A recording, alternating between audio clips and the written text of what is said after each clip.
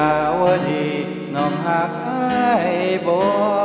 ฮักคือกันและน้องคันน้องบ่ฮักคงบ่กล้าเว้าเจ้าคนชั้นสูงเปรียบดังนกยุงอ้ายมันนกเจ้าเศร้าสาเลวตาอย่าเว้าแบ่งชนแบ่งเผ่าเฮาคนคือกันเว้าจังสันก็ให้ยืนยันได้บ่น้อนาให้ลาวดีเฮ็ดหยังบ่มาอยากฟังสิเฮ็ดให้ผ่านขอแม่มกายได้บ่ให้ถึงหายก็นอนไปยาปานนั้นเห็นบ่รักเจ้าบ่ฮักกันแค่อ้ายให้หอมยังบ่เฮ็ดให้น้องสิหอมก็ได้แต่อ้ายห้ามหอมผู้อื่นอ้ายสิหอมข้ามวันข้ามคืนเดี๋ยวแม่น้องตื่นสิเป็นเรื่องใหญ่อ้ายคนตำต้อยได้ฮักกับเจ้าบ่ย้านความตายนักเป็น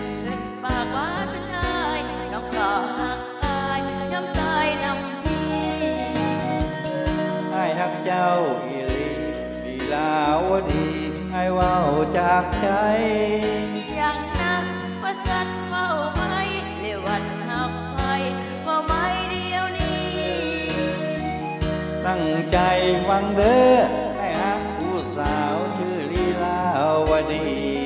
เจ้าก็มามีแนวบอกพี่ผู้บ่าวลีลาวดีชื่อเลวตา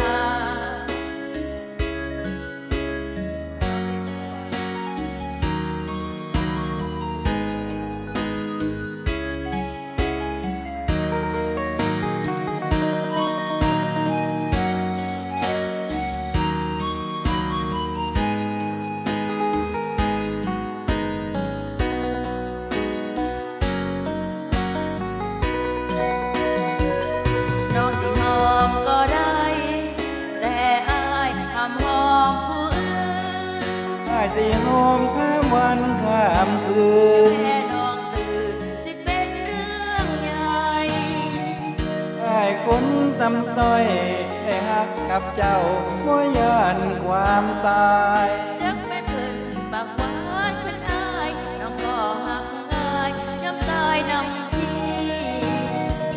อ้ายฮักเจ้าอีหลีลีลาวดีอ้ายเว้าจากใจอย่างนั้นเพราะชัดเว้าไว้เลวัดหักไทยว่าไม่เดียวนี้ตั้งใจฟังเด้อให้ฮักผู้สาวชื่อลีลาวดี